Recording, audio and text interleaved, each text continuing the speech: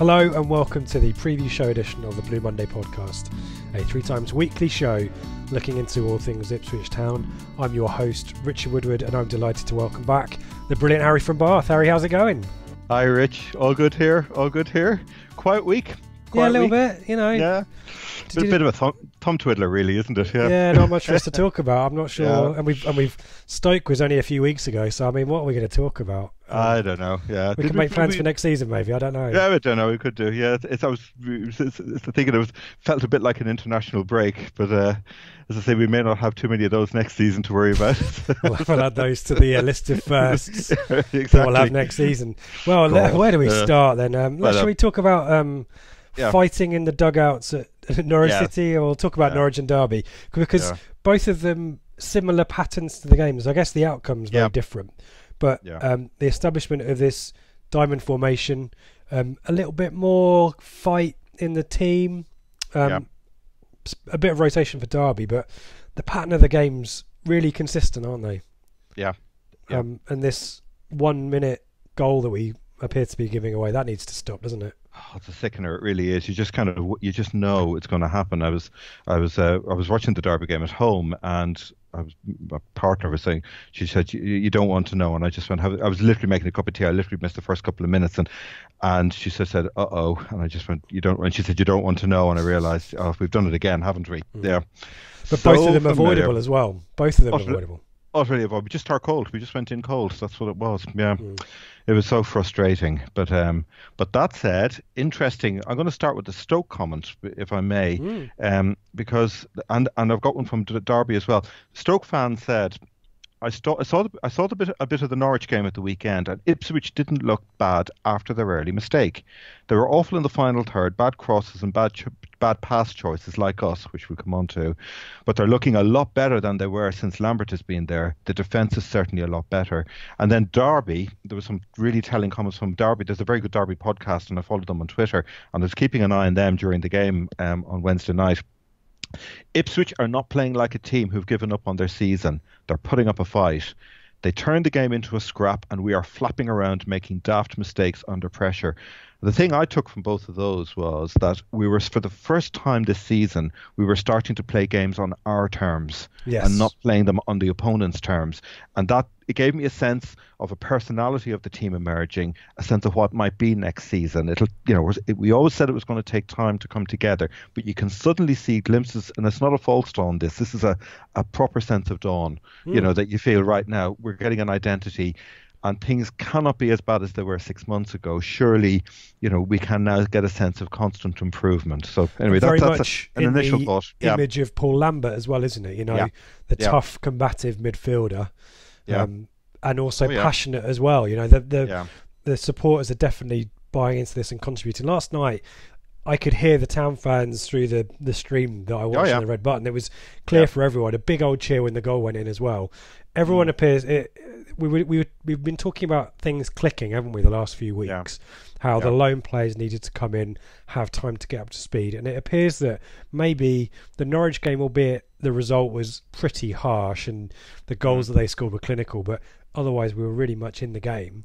That maybe Judge coming to the fore, which he has done. Keane, I thought, is starting to be a really useful focal point up front as well. Maybe this is the time, albeit we'll probably be asked questions about, is it too little too late, or can we still survive? But even if we don't, as you've kind of alluded to, setting up this way of playing, setting up this combative approach is only going to be useful when we need to struggle and toil in League One maybe next season. Yeah, and it also gives us hope as well. It continues that hope. As soon as we give up on survival, the season's over, and it's tough, isn't it? It's just tough to sustain motivation and to avoid being turned over. So it'd be great if we keep it going on as long as possible, wouldn't it? Oh no, you sense that 3, hopefully longer year project under Lambert is beginning. No question about that. And what we're seeing now are the shoots starting to come up through the ground. So in a way, what happens this season in the kind of 3 to 5 year view is irrelevant. It would be lovely if we didn't go down and we could then regroup over the summer and stay up and push on. But if we do drop, well, we have, we can still work around that if that is an obstacle. But it's no, there's lots to be hopeful for. I mean, simple things like I felt, we're rather than being wedded to the passing out from the back, where we felt we just didn't quite have the the talent or the confidence to do that initially. It's not being afraid to mix it, going a bit more direct now that we have a little bit more height and physicality in the team. It's and bearing in mind, what are we now? We're recording this Valentine's Day. It's only a couple of weeks since these players have come in, so to see it suddenly starting to turn, it's a hopeful sign. Yes, and can we say happy Valentine's Day to everyone? Although they'll be hearing it tomorrow and it'll be too late. So hopefully you've got plenty of cards and chocolates and all that stuff. Quickly, you have been a long term. You've been giving us the insight that Colin Kwana's game is maybe more about the assists than everything else. We've got a question about his stature and heading ability, but an assist last night, and a goal for Nolan as well, which I think is also maybe a useful, confidence booster for him, because he had a tough start against Norwich but grew into the game. But any thoughts on those two, or are you just going to say, well, I told you so?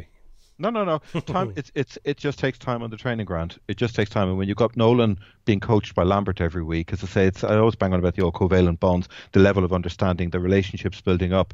I mean, the way Nolan intercepted the ball. Derby were daydreaming for our goal in that early part of the second half.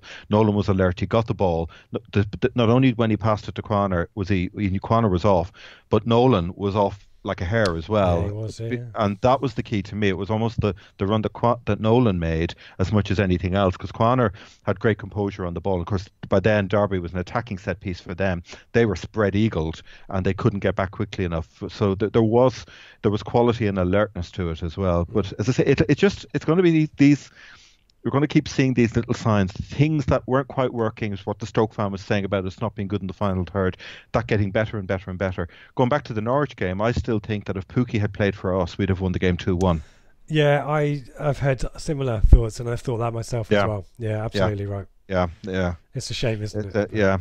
Just looking at the games chronologically, I don't know, just briefly on Norwich, I've written two things down here. One, it's a game I won't miss. I just hate it. I absolutely detest that game, and particularly the way it's been over the last few years with them. We won't dwell on Norwich supporters' side of things because there's no point. But the other thing, which I would add, is I felt that they gave us fewer problems than when we played Leeds and when we played West Brom. Yep. We might have said we were at a lower rep at that time, but I still think Norwich aren't all that. Now they might make the playoffs. Last night showed it, didn't they? They lost to Preston, didn't they? Yeah. If you get amongst them, they are brittle. They can be got at, and the fact that we were able to dominate so much of the play, it just, it's. I'm just not convinced, and it's not just bias. I think they may. We'll see how it goes. There's still a quarter of the season to run, and other teams are suddenly clicking. So we'll see. Leeds have had a bit of a glitch. Sheffield United maybe needed a bit of a kick up the arse, and that Villa game was that. And Norwich have had it generally quite easy. They've got a run of pretty winnable #winnable games coming up, which might be helpful for us. But actually, if they come out of this and maybe have dropped a few points, confidence is gonna drop, isn't it? But you say is what you say. They've got a run of, as I say, #winnable games. But Preston would have been a winnable game in their scheme of things. Yeah. And Preston just got stuck in there. I always think they play a model of football very much in the image of Alex Neil. It's Scottish. It's in your face. It's high octane intensity football. You can see Lambert might be trying to do a similar thing with us, and that Norwich couldn't live with it, and they were getting rattled at the end. It was So we do have a question on Norwich, so let's not go too far on that line, but we're kind of alluding to the question, so we'll come back to that one. Did you say you had another point on Norwich? I wanted to quickly ask you about the kerfuffle on the bench at half time. I didn't have a problem with that at all. I really didn't have a problem at all. I think Lambert was within his rights to stand his ground against them, and it goes back to what we talked about last week, that there is a different. I do feel at that ground we are made, for whatever reason, to feel like second-class citizens, and it comes through with the supporters. And Lambert wasn't prepared to take it from a club point of view as well. So in terms of the officials and the status of them, there is a feeling that they're lording it over us a little bit. And I think Lambert it wasn't. He didn't directly go in and say that, but he did in his post-match comments. He just said, he wasn't going to let this club get bullied or get walked all over. And I think he put his finger on something there. So no, fair play to him. Absolutely fair. Yeah, exactly right. And I think it lifted us a little bit as well, second half. Nor was it a Mourinho-like calculated thing. I think it was sincere. I don't think he was trying to do it to take the pressure off. Mourinho would do that so that they would talk about him rather than the players. Yeah, no, I saw some tweets about that, and I don't think it was that. It wasn't that at all. I just think he looked at the situation, saw what it was, and he decided, no, I'm not having this. Yeah. Fair play to him. Any final thoughts on Norwich or Derby, or should we head on to Stoke? Anything else on Derby? Just we have to keep Alan Judge, and I have to be honest, I was fearful when I saw the starting 11. But we'll come on and talk, because we're going to move on and talk about diamonds. And I thought huge praise for Chalobah, because that everyone talks about the diamond system, or with a narrow midfield, however you want to call it, 4-3-1-2, whatever. That the fullbacks come under a lot of pressure, which they do. However, the holding midfielder, it takes tremendous positional discipline and also alertness, both with and without the ball, in terms of how to get the geometry right. It can go badly wrong. And I just thought Chalobah had a phenomenal game. I just felt his mobility and his reading of the game. It just brought out all the right colours in him. Good last night as well. And I thought he was. I thought he started slowly on Sunday, but grew into the game certainly. In the beginning of the second half, he was immense, and also that kind of the Lambert kind of confronting Norwich with their kind of little sneaky little fouls and all that kind of stuff. When he was knocked over, I think was it by Lewis, or I'm trying to remember who knocked you, or it might have been Buendia, wasn't it? And he's kind of sized up to him and head to head and all that kind of stuff. Got into Chalobah as well, and he can only benefit from learning from Lambert as well. Albeit his future might not be in that midfield position, it might be somewhere else. But I thought he's really grown into the season, and people, we've been long-term advocates of Chalobah. We accept that he's learning the game, you'll get the odd mistake. But I think most of the Blue Monday team, particularly us two, I think, or we, on this show, we've said that there's a player there, and I think people are starting to see it now. Well, time and again, opposition fans, because you always see what they're saying on their forums about us, and they always say after in post-match comments, Chalobah, he's good. They can see it. Didn't your Stoke friends say that? Yeah, they did. Yeah, they said he was absolute. You could see my Stoke mate Paul, when we went to the game in December. His father, who'd seen Stanley Matthews playing, he'd seen Banks, he'd seen all the great players over the years, and he said afterwards, we were walking out of the stadium, and he said, Chalobah, he said, he's some player. Yeah. And he said, no, he will be some player. That was the phrase he said. Yeah. Yeah, no, he is a thoroughbred, no question. Yeah. Well, it's almost like I've set up a segue to take us to Stoke, and that's why I'm here, everybody. So 2-0 away defeat back end of last year. Just as a bit of a setup for this show, we've obviously spoken about Stoke players in quite a lot of detail in the last session. So what we'll probably focus on is there's a big change, obviously, in the dugout. So I think we'll talk about the kind of the last few weeks of Rowett's reign and Nathan Jones. There's been a formation change which Harry's alluded to, so I think we'll pick up on that. We'll talk about some of the players that have come into the team, some of the players that have gone out of it, and we'll probably pitch it that way. So should we start with the end of Gary Rowett? Yeah. We picked up, both of us, you in the home and me in the away end, that there was some disenchantment about the way that Rowett was going on about things.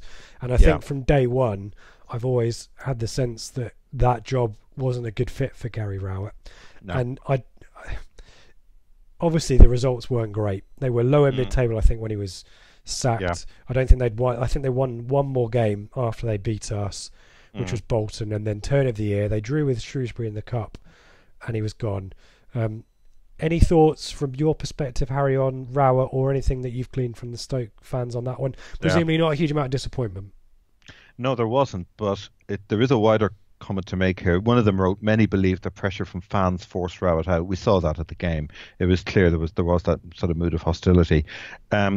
It's difficult because he plays a counter-attacking type of football in a team which you would expect with the quality they have to dominate, and he recruited for that. But can I scope out a little bit, Rich, on this, because there is a wider thing here, and I want to particularly to any of them. I know it is a tiny minority, but anybody's thinking, "Oh, Lambert's results have been similar to Hurst's. Maybe we should be thinking of getting rid of Lambert." I just want to absolutely just take a sledgehammer to that now and kill it, because just looking at what Stoke have done, there's a case study here. There's a chaotic manager recruitment and player recruitment strategy going on there, and if they're not careful, they could do a Sunderland. 13 months ago, Mark Hughes was there. Since then, they've gone from an organised and shape-based system to Lambert, who's played energetic and on the front foot, as we've seen. Then you go to Rowett, who plays counter-attacking with wingers, and then they bring in Jones, who plays a narrow diamond system. So you're saying there's no overarching strategy behind that in terms of the players. The players are left behind, aren't they? Where do you go? I mean, they're talking. This comes up.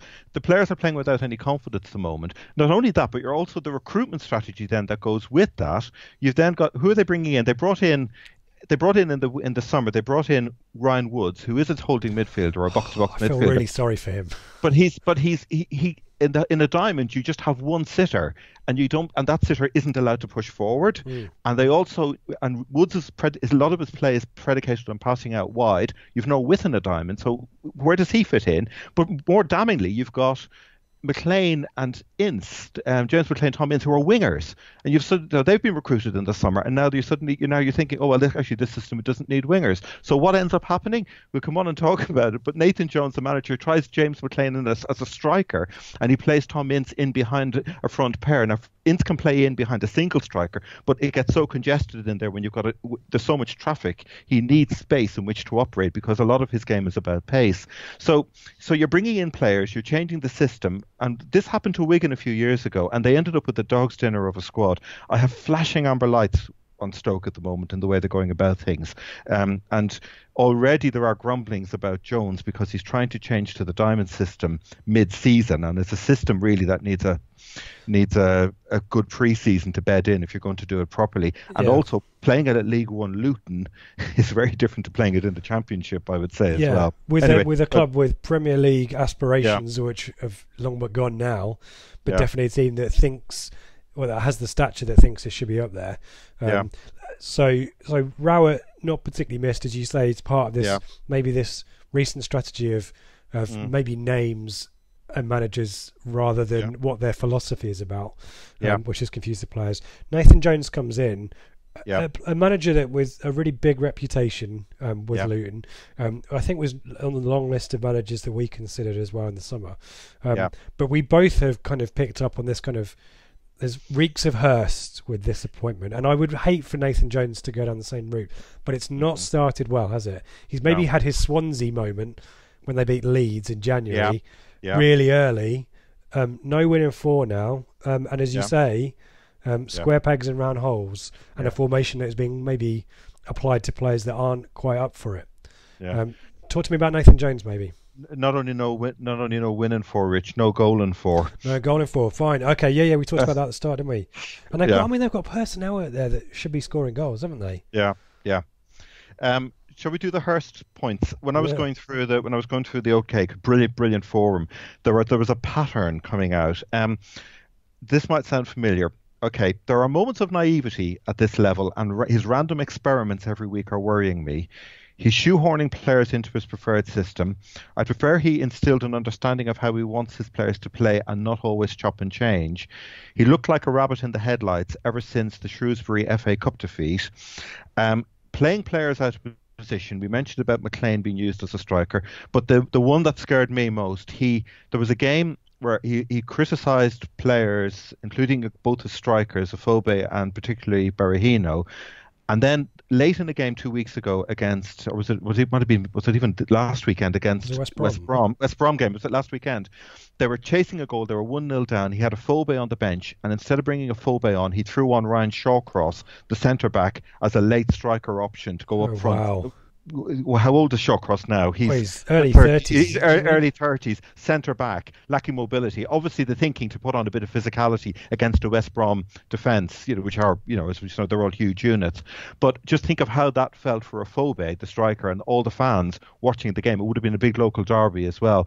It's a slightly scary parallel in terms of what happened with Bart, and it did cause a lot of alarm with a lot of Potters. One of them said, for example, will Jones be under pressure this season? It certainly hasn't been a very good start, but they think he has been brought in for the long haul, so they don't think bringing in a fifth manager in 14, 15 months isn't going to happen. But the parallels with Hurst are just laid out there for everyone to see. It's quite scary. So Ben's phrase he used it on the Naked Footy show with Hurst, was that he did a hard reset. Do you think that it's a case of riding the rest of the season out, Jones getting to know the players, and then it'll go again in the summer? I think so. Yeah, I think there is a huge rebuild. I think a good few are out of contract. I think they're going to try and get rid of it. Yeah, there is a major rebuild to be done. Yet again, we seem to say this every week. Two of the players he has brought in, to be fair, have done really well. He's brought Sam Vokes in, the striker, and he's brought Danny Bath in, the centre back. And those two have, you could say, well, against just putting the Hurst thing to one side, he's brought in a couple of players with a bit of proven quality and a bit ability at this level. So he hasn't been naive and underestimating the Championship. So in that sense, there is that positive side. And also, although we're going to talk about the Diamond, against Wigan during the week, they drew 0-0. For the first half hour, Wigan were pouring through them. One of them described them being as they had more holes than a Swiss cheese. They said that there was simply no space. There was too much space, I should say, for the Wigan players to be able to pour through. He did change after about half an hour to a 4-5-1.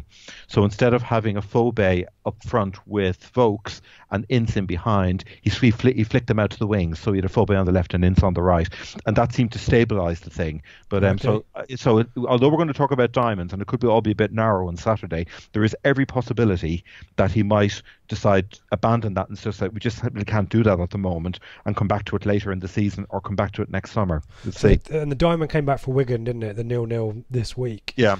Yes. Yeah.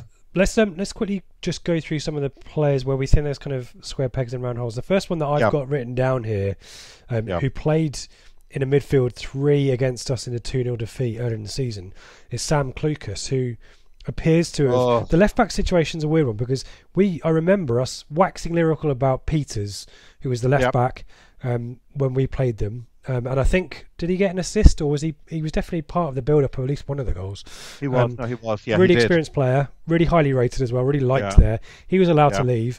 No replacement comes in. They were linked with Knudsen right near the end of the window. Nothing happens. And you've got Sam Clucas, who I think has played for left back for Swansea maybe, but is more a midfielder now. Yeah, that one. Can you talk to us about that one? He's a left-sided midfielder. I mean, first of all, going back to the chaotic transfer strategy, you brought a manager in who's going to play the diamond, and you let your only major left back go. And as we said earlier, if you're playing diamonds, the full back positions, you need to actually have them properly nailed down because otherwise you will be carved open. Clucas, he's a left-sided midfielder, and his form seems to have disintegrated. He didn't play too badly against Wigan, but I think that's because he had some protection in front of him. But they described him as turning attack into defence. He can't even do the basics. His first touch has been horrendous. His passing is dreadful. He's been very weak. Sloppy is the word. He makes no attacking runs. Because again, as a full-back in the diamond, you've got to gauge your position so carefully, because if you go up the field... Oh, you're so exposed, aren't you? You're so exposed. You're not relying on either your wide midfielder or the holding player to come across, because there's nothing else there. It's I described it as it's a bit like playing with nitroglycerine, this system. It really is. If you get it wrong, it can blow up quite badly. I mean, one of them, the most brutal comment was the one somebody said, there's dustbin at left back would be no worse than Clucas. They said, they've really been hammering him, but he's a left midfielder playing out of position, and on his inside when he plays, Bruno Martins Indi sits just inside him, and Martins Indi has a habit of switching off in games as well. Indy plays over Shawcross and Ashley Williams. Williams is pretty much out of the picture now. One of them compared him to a milk float. He's kind of, in terms of his pace, he seems to have really in your mid-30s you can go downhill really quickly, and I think Williams, this is what's happened with Williams.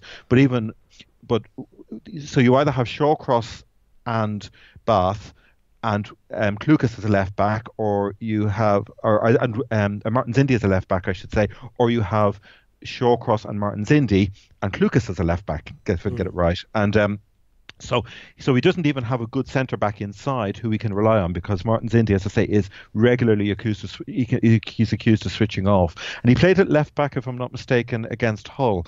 In the previous game to the West Brom one, club, wasn't it? Was he? It was Hull? Stoke. Yeah. It was Hull. This is Martins Indi played at left back, and he struck out a lazy left leg, which gave away a free kick just before half time, which Hull scored from. So either way, if it's Clucas or if it's Martins Indi, I should say, at left back, there is a real vulnerability there, because this is what happens when you sell the only one you've got there. But I do feel for Clucas, his form seems to have really fallen apart. Yeah. The only other kind of, we talked about Williams very quickly, and I think that kind of drop off of his form and his pace was there. I think he still had it going on in his head, because I think we were quite isolated, our strikers, against him. But there's a change at right back. I'm just noticing Martina wasn't. I've got the team from the 2-0. Is Tom Edwards now at right back? Is that now a Edwards is right back. He had to be substituted early, precautionary, against Wigan, because he hurt his elbow. Very good. They like him. You see the contrast when you've got a full back who knows what they're doing in a diamond. It's brilliant. But when you're putting in somebody who's a makeshift, it just amplifies the risk. Edwards is a natural right back. He's a 20-year-old youth product. Really good. A very good crosser of the ball. They think he should be taking corners as well. He's a breath of fresh air, but he is naive, and again, he's never sure when to get tight or to drop off, and there is a risk that they say he's a penalty or a foul waiting to happen if he gets isolated. He's just a 20-year-old youth product who's getting there. He doesn't always raise his head to look for options, and his crossing can be inconsistent. He can either put in brilliant or woeful crosses, but of course when you don't have any protection in front of you, you're trying to work out where you should be. And similarly, the player who replaced him on Wednesday, who came off the bench, was Moritz Bauer, who came in last January, 12 months ago, Austria international, and he flatters to deceive. He looks great. He gives off the right vibes. He's who was the winger we had who had the really blonde hair? Pringle. There's a touch of Pringle about him. That's it. He looks very. Oh my God, he looks dynamic. Absolutely, he looks the business. But he's actually one of them described Bauer as a speedboat with no driver, which I thought was quite nice. He's great at bombing down the flanks, but how many goals does he actually create? And his positional play actually is even more suspect than Edwards. I think Edwards is above Bauer for that reason in the pecking order, and he can get pulled away from his man too easily. So, but they are right backs. That's what they do as a job. So there's less of an opportunity there, and they will get up and down the field a bit more. But again, if they're playing the diamond, that you can get in behind them, as it were, particularly with the defence. Yeah. So the next bit in the squad that I kind of written down here is in the 2-0 defeat, as I mentioned before, there was a midfield three of Allen, Klukas and Woods. Let's talk about Woods in this sitting role and Allen just in front of them, because to me, Woods is a really solid championship box-to-box player, but he wants to move forward with the ball. To me, it seems like Joe Allen is there kind of, right, well, you can bring it to the halfway line. We were talking about this before we started. You bring it up to the halfway line, and I'll take it from here. And that, to me, limits the ability of Woods to affect the game. Is that fair enough? Allen as well. Just to quickly talk about Joe Allen, because obviously he scored a really excellent goal against us in the 2-0, and I was expecting to be hearing his name every week. But what's the story there? Is he kind of faded a bit, or it's the old balance thing again? If you've got a midfield, you're playing a diamond, you've got to try and get the roles are incredibly precise, both with and without the ball. People need to know what they're doing, because if you're in the wider roles, which Allen and Atebo have been, Atebo seems to be getting it more than Allen. But Allen, the question is, what is he? They've no idea what type of midfielder Allen is. He has played, him and Woods have both alternated in the sitting role in the diamond. Okay. The player who really should be in the sitting role of the diamond and who's injured is Charlie Adam. Okay. Because he can do that role in his sleep. He can sit, he can break up play, he can just go around sort of knocking bits out of people. Like Glenn Whelan for Villa. Villa, exactly that. That's what they need, but they don't have that. So therefore they're having to improvise. So for Allen, the problem with Allen in the sitting role is he lacks discipline chasing the ball, and he will go for he'll win the ball and then he'll go tearing off after it, because that's part of his game. He's a bit of a terrier. He's good at breaking up play, but mobility is a key part of the game. Woods has the same problem, because really, if you're in the sitting role in a diamond, you pretty much have to sit. Partly because there's so much traffic in front of you, it's quite a narrow system that you really should be sitting and then laying it off and playing it cleverly.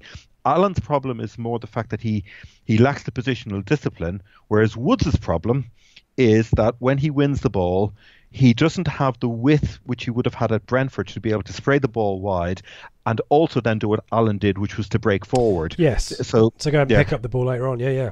Exactly that. And they were saying about Woods, they said he's on tricky ground given the manager's wedded to a diamond in the long term. He's likely to receive the ball and keep it moving, but every time he gets to the halfway line, he turns towards his own goal, runs back with the ball and passes it even deeper. There's this thing at the moment where he's playing that kind of game where, literally the ball is he's almost like a wall. The defender gives it to him and he gives it back. It's because partly because he just doesn't have the angles, he doesn't have the players. The midfield movement isn't there because the players are still getting used to it, and there isn't going to be the width. Whereas you think when he was at Brentford, he had Josefsson hammering down one side. There were wingers and fullbacks marauding up the field. He had loads of angles and options. So it's not a criticism of Wood, but it's a criticism of a team just getting to work with the new way of playing. And he's not going to. I guess people out there will be saying, well, maybe he should be going direct, but he's been brought through at Brentford, where the culture is short passing and on the ground, very dynamic. You can't suddenly expect a player like that to go, right, well, launch it, because that's not what he's there to do. And it felt like a bit of a desperate signing for Stoke. It felt like this is a marquee kind of championship player who's come through, done really well for Brentford. It would be a real sign of intent, but we don't know where to play him. And I bet he's gutted that he didn't go to Swansea. It's funny you say that. You've absolutely nailed it, Rich, because interestingly there is the thing of signing names, which goes back to the flawed strategy earlier. If we were saying it's Tom Ince, isn't it? I mean, that's a phobia as well. But they actually said it about Joe Allen. They quoted that. They said they brought him because they felt, look what we've done. We can have a Wales international who did brilliant at the Euros kind of thing. He's a marquee player. He's signed from Liverpool as well. Liverpool, exactly. He's great. But where does he fit in? Yeah. They've ended up reducing him to being a player with a good engine. It's funny. It is funny. The other thing about this strategy is that as the players lose form and identity, it's absolutely shaving millions off their transfer value. Oh yeah, great show. So one player that played on Tuesday, who wasn't in the team from our 2-0, Tabo. Can you tell us a bit about him? I don't know if we spoke too much about him. Tabo's interesting. He's a player. He was a Nigeria international in the World Cup, and he's athletic. And actually, they feel he gets the diamond better than the others. He's able to work out the angles. He knows where he needs to be, both with and without the ball. He's primarily a defensive midfielder. That's his instinct. But I think he's taken him a while to adjust to the rigors of the championship, if I can put it like that. One of them said he's great at running with the ball in a straight line, but that's it. His passing is poor. His touch is heavy. It comes to nothing when he gets the ball. Good intentions, but no end product. But he is one of the midfielders who is able to work the diamond, because the trick with it is to find space and to move the ball with some tempo. You intricately move it up the field, and he's able to. He's one of the players who's able to read the system really, really well, and therefore he is able to link play.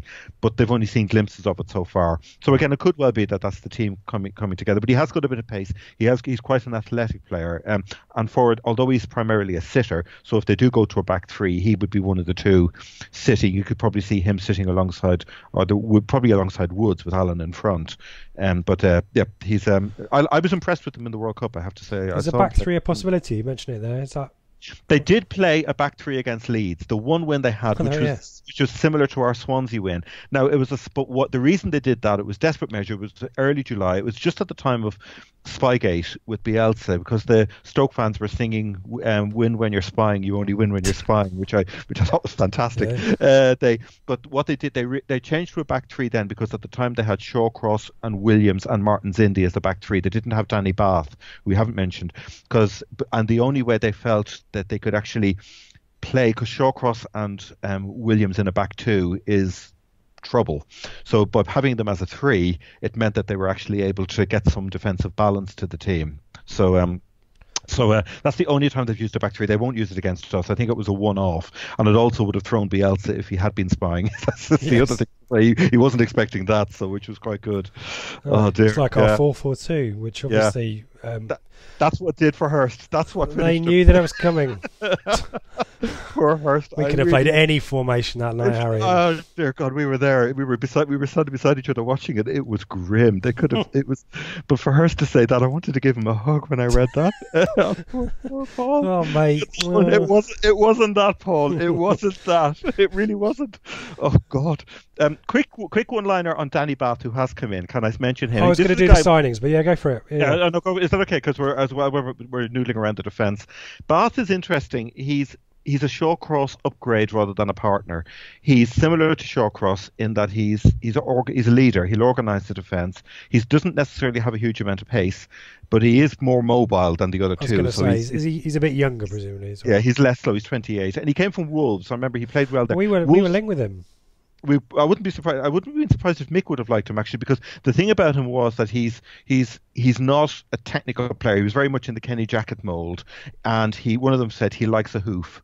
He's not a footballing defender. If I can, he's not going to bring it out. But he does the basics very well. He doesn't seem to make daft errors. So I think he's been bought in for next season. If you could say we're hoping to have Judge next year, Bath will definitely be there next year. And a quick one-liner on Butland: he's not all he's made out to be. They were saying that he's regressed into a championship standard keeper, fine shot stopper, but he's not commanding his area, and that they were saying there's so much to complain about at the moment that Butland's appalling displays are going under the radar. He's panicking under simple crosses, and he can't stop routine shots or set pieces. The first whole goal that was scored against them, I saw it, was eminently savable. There is a bit of a weakness on the left side. Low shots to the left is a problem with him. But they were saying that his poor kicking his kicking has never been a strength, but his command of the area, he's no longer, you'd be thinking of a top 6 team with the England connections and all the rest of it. They're saying that he is regressing. He's just to put that matching his circumstances. He is matching. Yeah. Is there a possibility, because we would know whether Jones is going down the Hurst route if Saturday we see Adam Federici in goal, or who's the other backup keeper they've got? No, I think it would be Federici. It would be Federici. Howgard, I think, is the other one. Yeah, Howgard is the other one. No, I'd reckon it would be Federici. So Butland's dropped. There's your. There needs to be 10 lessons of Hurst. To draw up the list of them exactly. What the amber lights, a series of amber lights, and they just incrementally get redder as you go further the list. The doomsday clock. So another. Just another player and his role in this new diamond system that I wanted to pick out was Tom Ince, who scored in the 2-0, was, I think, playing out wide right, if my memory serves me. Correct, that's correct, yes. And is now the tip of the diamond. How's that playing out for him? Well, they've two options at the tip of the diamond. You've got Tim Ince, or you've got Bojan, who has come back into the picture now after under the new manager. And I think, talking to my Stoke friends, the Bojan, basically, it's almost that Jones is trying to build the diamond system around Bojan, because as a playmaker in behind the front two, he's perfect. However, Ince is the alternative, and Ince, I think, started in there against Wigan the other night. This always makes me nervous to say, because we've talked about this with Joao the other week and Ferguson. He's the only player. Here we go. Here's the amber light. I'm sorry, it worries me. I've written that in brackets actually. He's the one player we have with pace. I hate saying that, because that seems to be what does us every time. But he'll be up against Chalobah. He will be refreshed Chalobah, Exactly. So we might be able to just put him in his cage. Ince. The problem with it is, one of them said Tom Ince plays for Tom Ince FC. Yes. I think that's always been the case, isn't it, as well? Yeah. It would help if someone told him to play in a diamond and not just play for himself. And the other huge criticism is the defensive work rate, and particularly in the diamond is, I suppose you could say, as a playmaker you've got a little bit more permission, but if you're trying to press and chase, because it's a high tempo system, you need all the three up front to be closing down and pressing defenders for the ball, turn over the ball in the final third of the field. It doesn't happen. The word anonymous goes missing, and then when he does have to track back when he's playing out wide, he kind of goes through the illusion. Several of them said this. He goes through the illusion of tracking back, so he'll run, but he will not put his put his body on the line. He'll be nearby. He'll be watching on, and he'll make it look as if he's trying, but he won't risk injuring himself. Is the criticism they come out with? He kind of feels like a less functional Tom Lawrence, which you can makes you see why Derby sold him, because you don't need two of those players, do you? You can only carry one kind of fair weather footballer. But I wonder whether he's one of these, and I kind of maybe endorsing your amber light here, whether he's one of those players that can turn it on against the lesser teams, because he maybe gets more time and space, or I don't know, maybe he thinks I've got a chance here.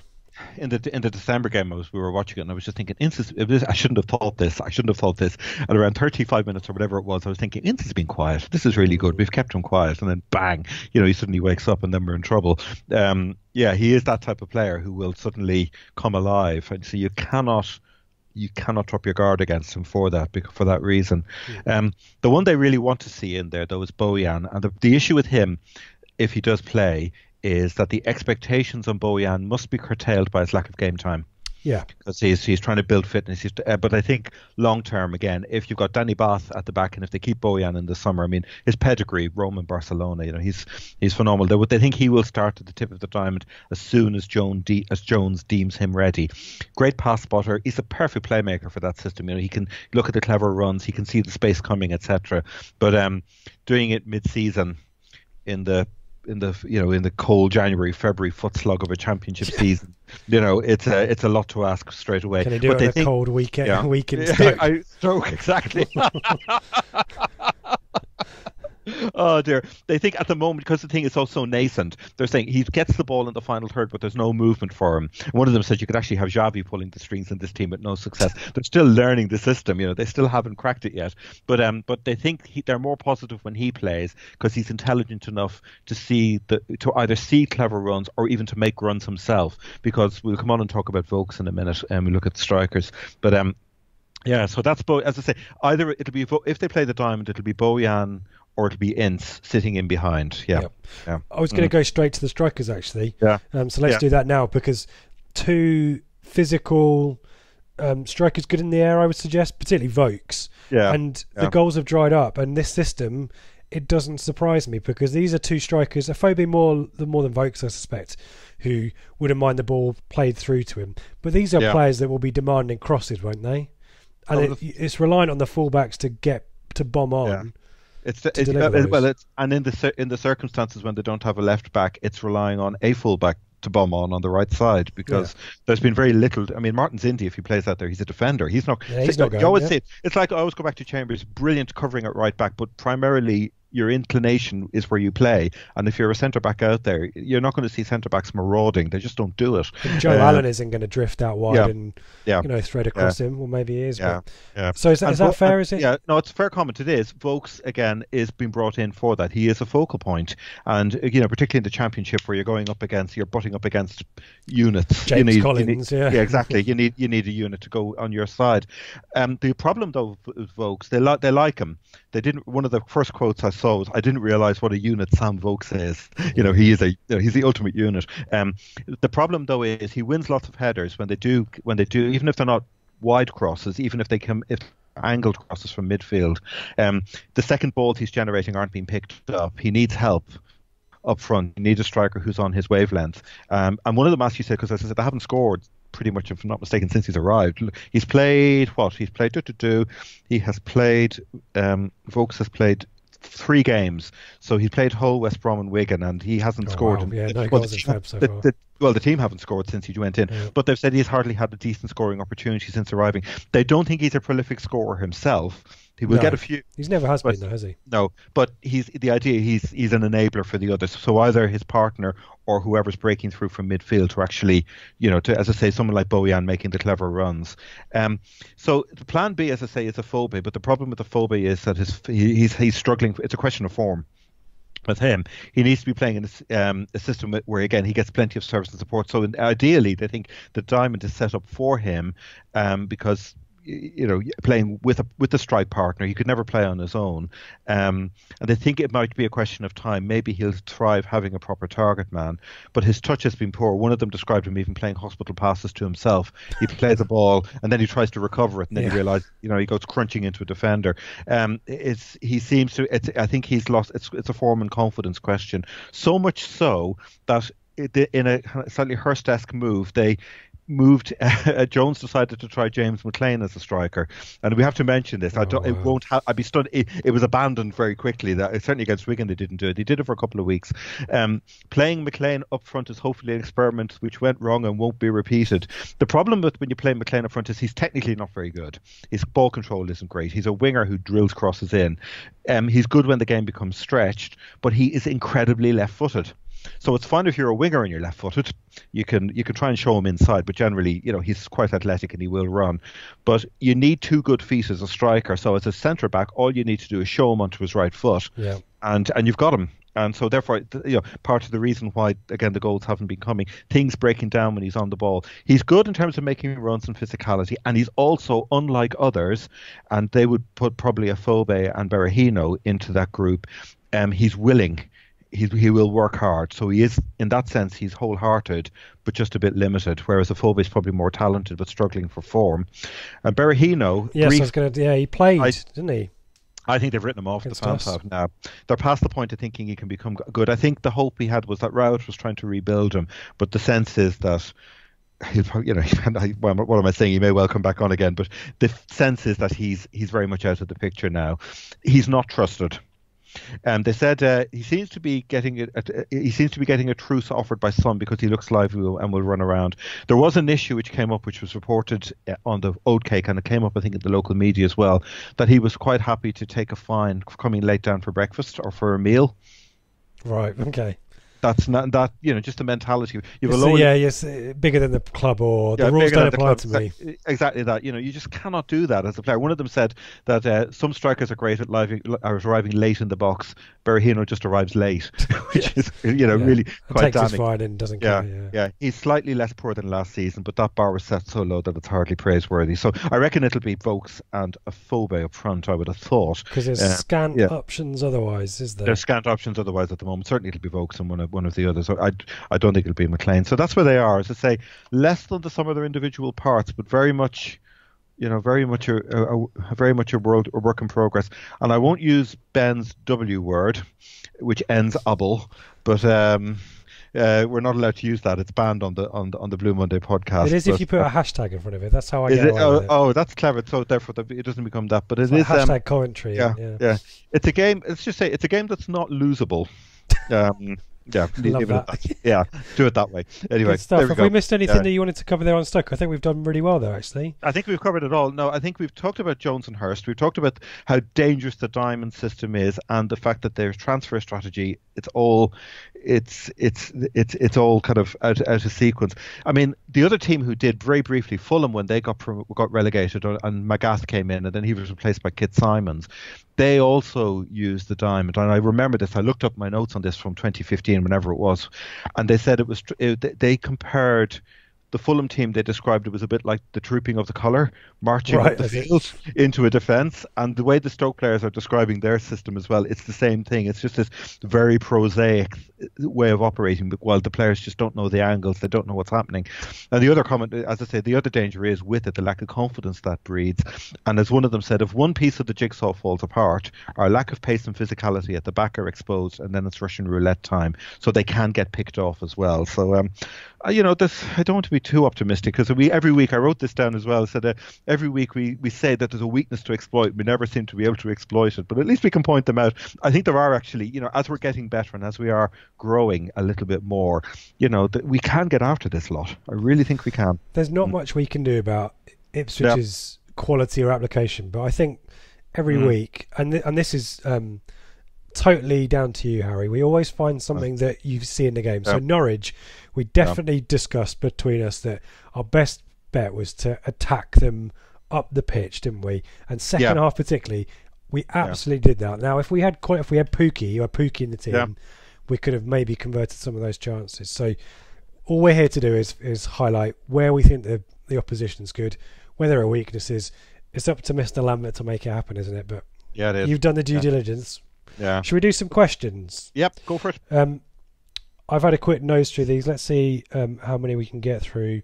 And let's see if we can get some themes as well. Seabass Speak, I'm going to call it. Do you think a relegation can be a good thing? Maybe the McCarthy era made people want a reset, and thought a trip to League One may give us back a winning mentality. With Lambert in charge, I think that mentality will happen. It's just about the TV money drop. Something like 7 million to 700k. Any thoughts? I mean, we've been skirting around the topic of relegation for some time, and I suspect we'll be mentioning it in passing for the rest of the next few weeks. And when it happens, I think we'll probably drill into more about what it means. But any thoughts on maybe whether the McCarthy era has made people accept relegation just for this idea of a reset, and that League One might be blessed relief after a few years of toil in the Championship? It's fair to say. Yeah, it's a good question. It's a very good question. It's I don't know. I think keeping Lambert to me was always more important than whether or not we stay up.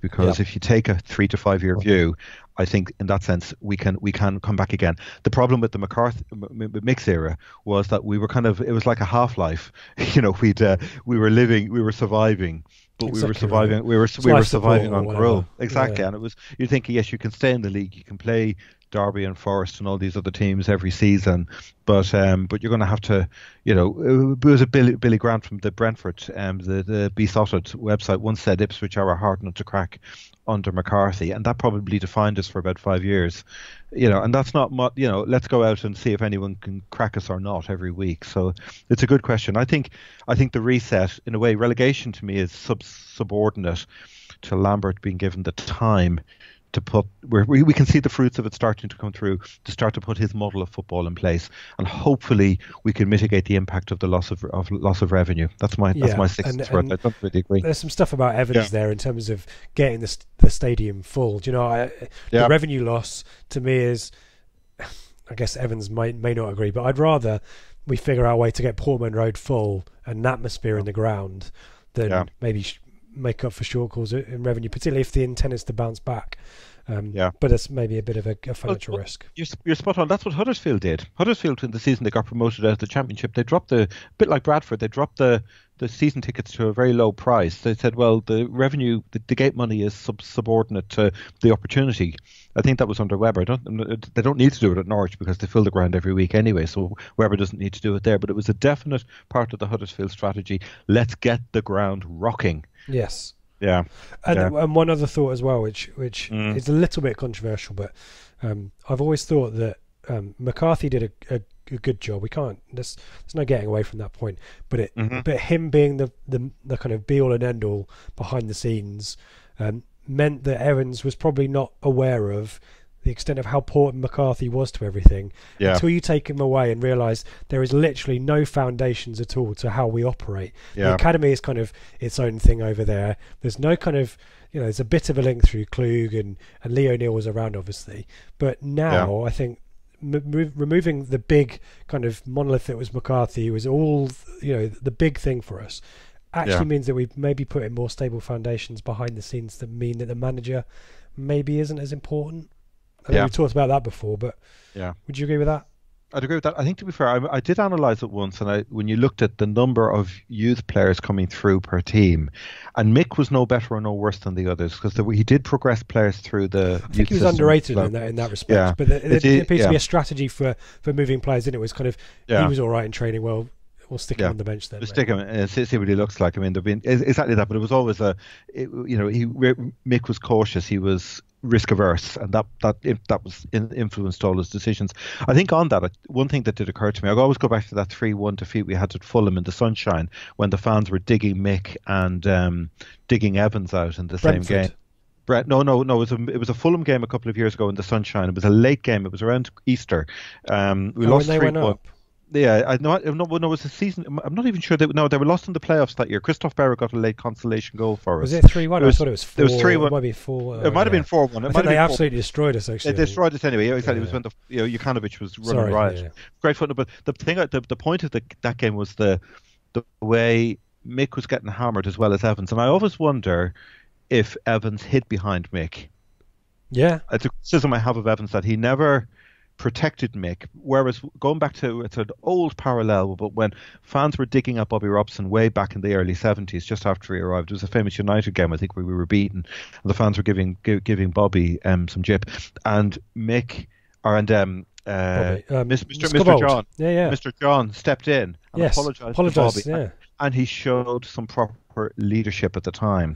And I felt, listening to the way Mick was getting hammered, I felt whatever else about Mick, okay, the football might have been puritanical, but where was the leadership coming from within the club? Ian Milne was stepping up, bless him, and saying all the right things as much as he could, but it really needed to come from the owner. But that's going off on a tangent, I suppose. Anyway, interesting stuff. This is the question I alluded to at the start from Super Friends. The latter part of the question, but I'll read the whole thing. Given the performances versus Derby and Budgies, A, should we take inspiration from the Budgies turnaround this season, and B, are we better suited to playing better teams?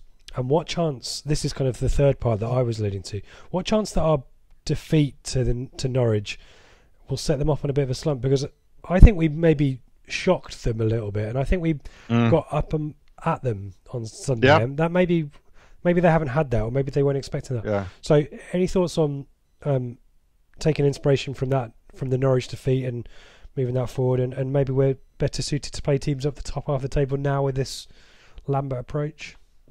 Two things on that. One, we have generally got our better results against the lower teams. I mean, our wins were over Rotherham and Wigan, who are not, who are struggling teams. I think teams could easily underestimate us in the coming weeks, though. That's the one huge thing I would say. There's the more knowledgeable fans who are watching us before the games are picking up on the fact that we're actually getting better than we were. But I also think, and this might be wishful thinking, because this is such a streetwise league, I think on the Norwich front, I think other teams will have seen what we did. Yes. And probably Alex Neil did, and others will, and say, actually, they can be got at, and this is how you do it. You fight fire with fire, you take the game to them, you don't let them get into any sort of a pattern, and you shut down their two holding midfielders. Don't let them get the ball out that way, so therefore you can compress them. Yeah. It was no surprise that we were going after Vrancic, was it, on Saturday? No question. That was the idea. The one player that was doing that most of all was Skoos, who was missing last night through a virus, I think. Craig, Fim75, appreciate the dirty work that Skoos does, or did when he was fully fit, but are the younger midfielders better suited to the playing that pivotal role, receiving the ball in tight spaces and progressively passing / carrying the ball up the pitch? Downs the natural successor, ? I guess there's always questions about Skoos, because it always seems to coincide with a decent result, doesn't it? Any thoughts on thoughts there about whether the younger players are better suited for that role?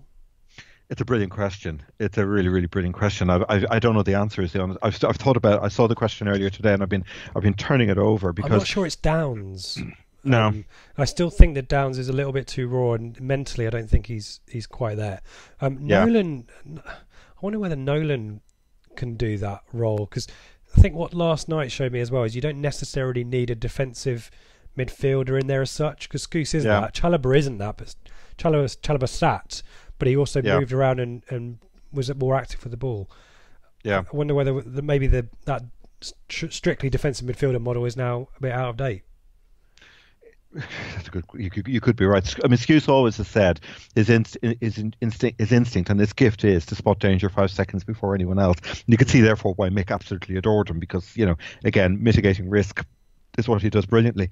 I honestly don't. It's a question of balance always with midfield. I guess it's a question of who you're playing and the nature of the threat that you're up against through the centre. Some games you might need to have an out and out sitter in there like Skoos, who will actually go around a Praetorian guard in front of the back pair, and who will if you're up against it, maybe guard the defence. And particularly, I felt if you've got a flaky, if you're missing both Collins and Chambers at the back, and you've got a very inexperienced centre back pair, that's where you always feel with Nsiala. I always like to see because he can switch off, having somebody there just to just to protect him. So so you're looking at the balance that way. But for years I've always believed Skoos has to be in there, but having seen what Chalobah did the other night, I found myself going, whoa, hang on. For the dynamic type of football we're playing, it may not just be Skoos and another. It might be we might be looking at alternatives. It was a bit of a light bulb moment, I have to say. I don't know the answer, but it's certainly, if not Skoos, somebody of Chalobah's calibre to do that would be good. Yeah, Chalobah's calibre. Yeah, great question. Yeah, great thanks, question. Craig. Tim Pashley, will Lambert in the stand be a big miss, presumably for his touchline antics, or he's a motivator, isn't he? Yes.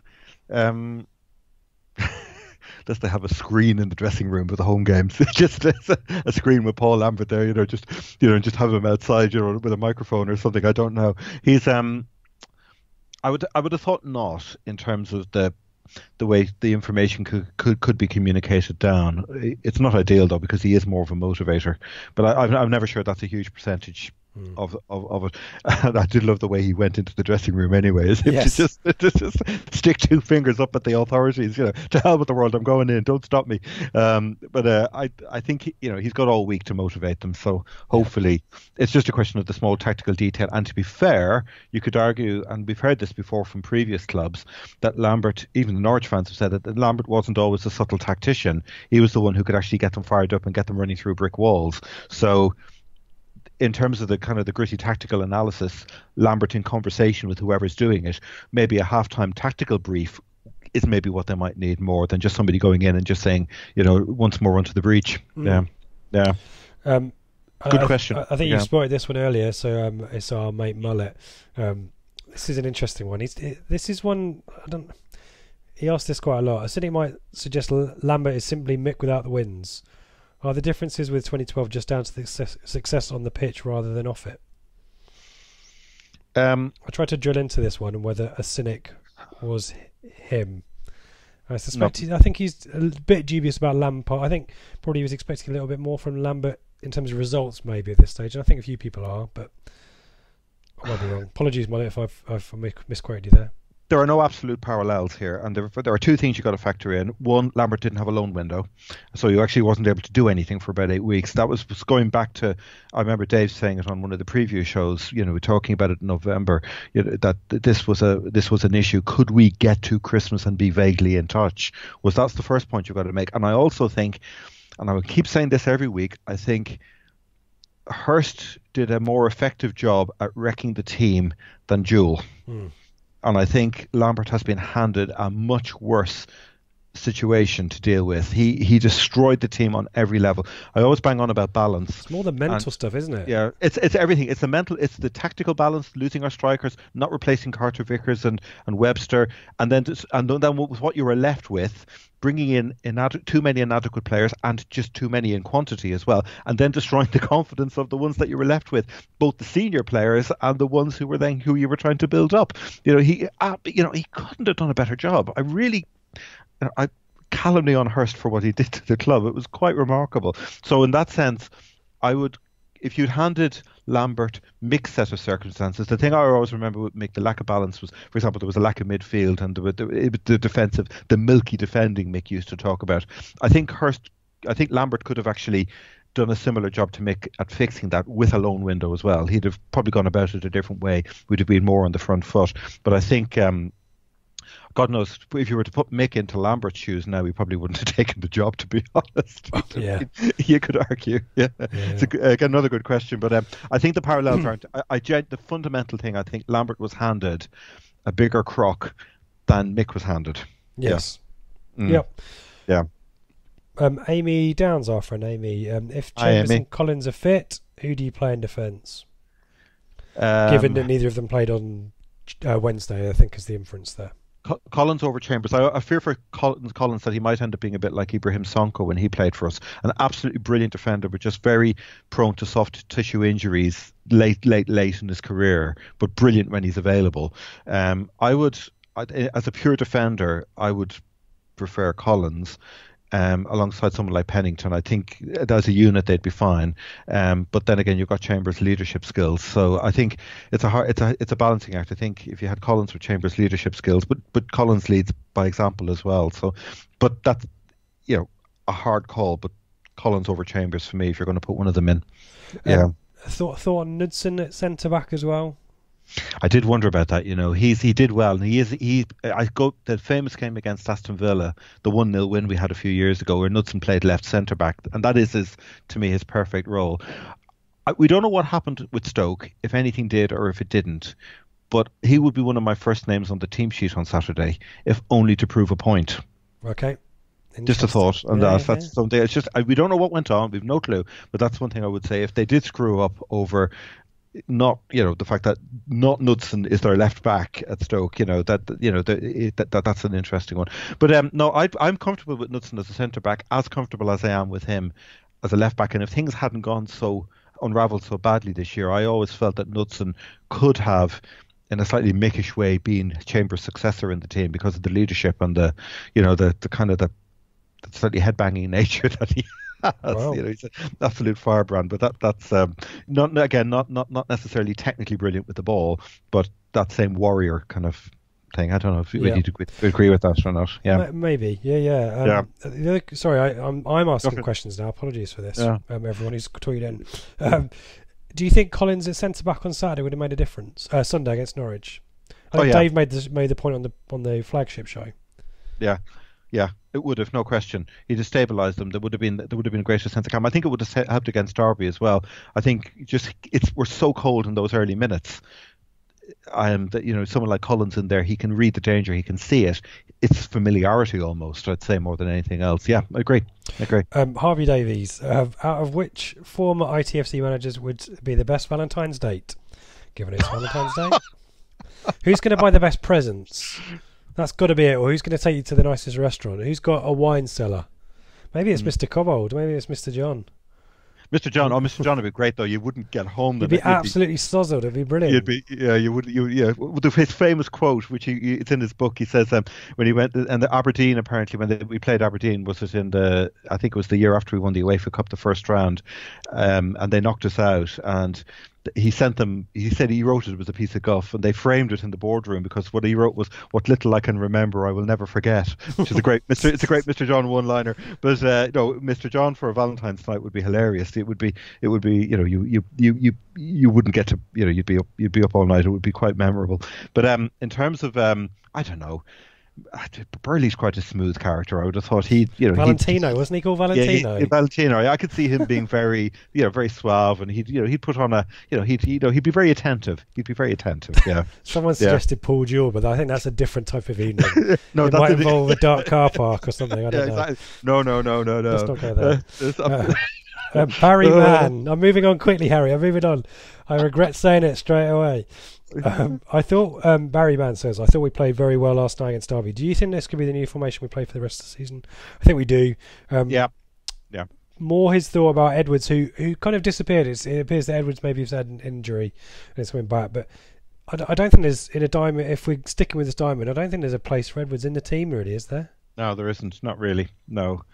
If we are playing, or if it's the 4-3-1-2, which is a similar thing, it's not generally. You're looking for the midfielders or one of the strikers. If it's not the defender overlapping, it'll be one of the wide midfielders, or it'll be one of the strikers pulling out to allow space for the others to come forward. So I don't know. I still think Edwards defensively did himself no favours against Bristol City. I keep going back to that game, the way he left. I know poor old Spence. He seems history now. Poor old Jordan Spence, but he was quite unprotected at the time. And I'll just go back to Accrington as well, where it felt like he didn't even turn up to the match. Yeah. It's so I think it'll be difficult for him. Wingers, eh? Yeah. Quick one from Paul English. Is Colin Quiner the only footballer ever who gets short when he jumps? We said he wouldn't be good in the air. You said he wouldn't be good in the air. Yeah. Or he's not as good in the air as you think. No, he's not. He looks as if he should be, but it's the tortoise thing, isn't it? We said it. Huddersfield fans said it. It's one of those strange things. But and opponents will know this anyway. That he's. It's just some people just. Who was it? Was it Tim Cahill was brilliant. Even though he was quite small, he just had a natural ability in the air. And Joey Garner again isn't the tallest player in the world for us, and he was always the one you targeted for goal kicks. Mick used to do it. Metronomically, everybody in a little postage stamp from the goal kick, and Joey ready for the knock on. John Walters as well. Walters as well, exactly. Yeah. Quaner's a funny one. I still think it's interesting because if we're playing narrow and Quaner's in there, he's technically not a winger, but he is a player who could pull wide and then swing the ball in. I don't know, but we'll see what Lambert sees in him. But I just don't see him as a target man that way. But anyway, two more because I think we're almost at a whole set. I think I missed a couple because we've talked about it, or because maybe they're a bit expansive for today. A combination of a question from Seb, my mate Seb, and Tim Donovan, who both ask, assuming we stick with the diamond formation, both of them are suggesting when is the time where the loanee players are bombed out of the team and replaced. So Seb cites Quaner and Keane in terms of Harrison or Jackson. He also asks whether we think King would be a good signing in the summer. I think he would. And Tim asks about Chalobah and bringing in one of our young players for Chalobah. Any thoughts on more of this approach about if the formation appears to lock in and work? At what point is it loanees over our own players, or is it not? Well, assuming if we're assuming the worst here, I presume. So there's nothing to play for, in which case then you're into kind of a slightly weird pre-season. Well, that might be a criteria for Harry. That if you're saying when relegation is certain, then that might be the time to do it. but equally, it's not good for the players who you are thinking about next year by chopping and changing up against streetwise championship teams and getting battered. Yep. You've got to have you can't just think, oh, well, they're not going to be with us next year. I think all things being equal, Lambert would prefer to play the players who he's kind of looking to for August, as it were. But I don't think you can be wedded to that, because there's no point in putting them all out there and then they just get murdered. You've got to you've got to balance. It's such a dangerous league that way. It could that could go badly wrong. So in terms of Harrison, Harrison obviously. Well, Harrison's the one, isn't it? No, that's not too. No, less up front, I would say, absolutely. And that's with Harrison, I would put him in, where possible, because I think we're all on the same mind that what we have seen we like, and can we see a little bit more, please? Yeah. And the same with a positive. James Golk, another West Midlander, Warwickshire even actually. Could this be one of the most positive, in inverted commas, relegation in our history? I think he means, not in history, and well, maybe he does mean in the entirety of football history. This season has been a near disaster on the pitch, results-wise, but off it, the whole club hasn't been this positive and together since the Big Fat Joe era, circa 2005. Yeah. Thoughts on that, Harry? I think there's a lot in that. It's a weird season. I mean, it has been grim. Week in, week out, you're walking home after another defeat. You're thinking, oh God, and the 2-0-ery of it all. Every week, it's another 2-0 kind of thing. It does leave you quite flat. I think just if we are seeing these green shoots appearing and we are seeing an identity taking shape, I think that will trump the fact. I think our expectations of relegation have all now been. We've all sort of priced that into the season. We're in acceptance mode, aren't we? We are. I think so now. And I mean, the thing that killed me actually was Reading's winner against Blackburn. Yeah, Reading. I think Reading. It's always one team not big enough, which is Rotherham, and then two others which have had other problems, which is us and Bolton, I would say, to go down. But if it is that, it feels that way anyway. But at the moment, it's a good question. I think we could come out of it with, if we have a vision for what the future will hold, we can then take the summer and then hit January, or hit August, I should say, with a bit of momentum, which would be fantastic. Yep, absolutely. And in that frame of mind, no reason to fear League One either. No. I saw Oxford Sunderland, as we talked about last week. Yes, indeed. Sunderland were fourth and didn't really show up, and Oxford were okay. They were dominated the game actually, but again, no reason to fear either of those two teams. The way that we were playing at the moment, personnel wise, there might be differences, but hopefully we can enjoy League One if it does happen. Brilliant stuff. Thank you everyone for your questions. Sorry for those that we didn't get the chance to read out. A few plugs to finish off with. This is an Easter egg for those of you who have made it, the loyal frequent flyers on the preview show who have made it all this way to the end. Blue Monday Live is this Saturday at the Curve Bar. There is the possibility of extra tickets if people have not been fortunate enough to get one. Ben has had some returns. If you tweet us at Blue Monday RTFC, give Ben a shout. He'll give you the details. It will be kind of first come, first served, and I'm not pretending that there are hundreds of tickets available. There's a handful, I don't know, something like that maybe. So if you're keen, if you've not got a chance, tweet us ASAP and give Ben a shout, and hopefully we can sort you out. But as I say, no promises there. And we'll be both there, won't we? There's no combined 11 this week, and I haven't mentioned my shirts either. I need to point out my one shirt. Sorry, I've finally got myself it's the 89 to 92 promotion winning shirt in lovely pristine condition. Smells of bold 2-in-1 now.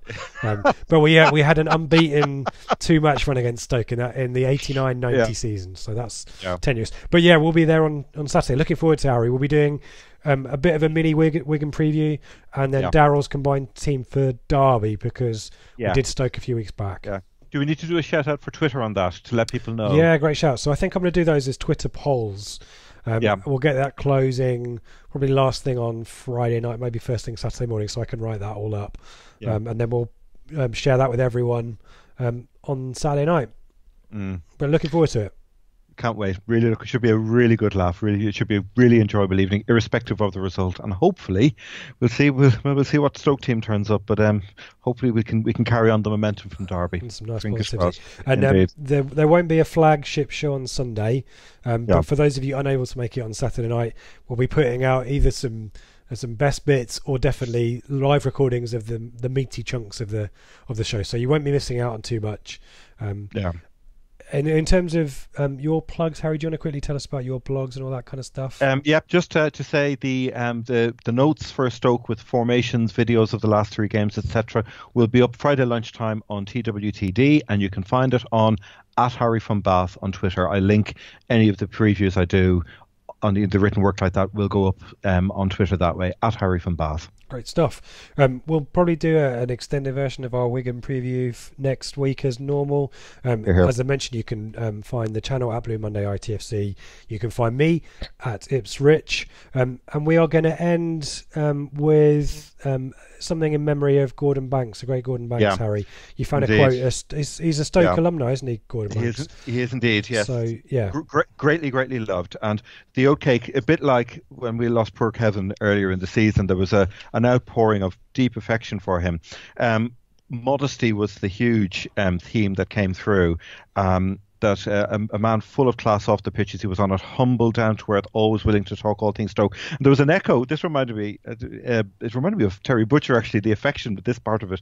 A few years ago, Gordon gave up his time to come and manage an oatcake mix and match team, which is their TWTD, for a play on the pitch at Britannia Stadium. Those on the home team will remember his rousing and amusing pre-match team talk out on the pitch, and how he posed for pictures and signed autographs without a care in the world. He really, really loved the team, and his modesty came through. And I dug out from my shelves behind. It's one of my favourite. It's a lovely memoir from another era, Banksy, his autobiography, which it's I mean, the guy's humility is wonderful. And just really some of the final paragraphs, just a quick read to finish. He talks about just how fortunate he was. He says, "I've also been fortunate enough to make a great career in what I believe is the greatest sport on earth. Football is a serious business, but the key to enjoying it to the full and to surviving in the game is not always to take it too seriously. That has been my philosophy for both football and life. Of course, sometimes seriousness has its place, but in life, as in football, for everything there is a season." And he talks then about how much it had given him, about he played alongside and against some of the greatest names ever to have played. No money could replace that wonderful experience. And he also finally thanks the players and particularly the supporters who in turn have touched his life. He says, "Collectively, you've given me much more than a lad from Tinsley could ever have expected. Words can never express my true gratitude. Some people think there's no place for sentiment in football. There is now." Great man. Absolutely. Great man. Yeah. Thanks for that, Harry. Cheers. Well, if we don't see you on Saturday, have a fantastic weekend.